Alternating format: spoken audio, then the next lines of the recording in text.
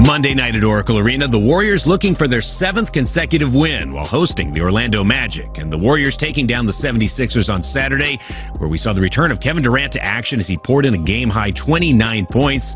As Orlando, with a strong start to this season, coming into Oracle Arena with an 8-5 record, they joined the Warriors in the top 3 of NBA teams in assists per game and in the top 5 of points per game. Improvements being seen in the team's second year under head coach Frank Vogel, all propelling the Magic to the top of their division here early in this new season. And note, Monday night is Stephen Curry Champions Edition bobblehead night, presented by Kaiser Permanente, the first 10,000 fans picking up the collectible. And for team news, features, and more, including coverage from the upcoming road trip in Boston, Philly, Brooklyn, and OKC, bookmark warriors.com/sound or listen under the Features tab on the Warriors app. I'm Lawrence Scott, and this is Warriors Sound.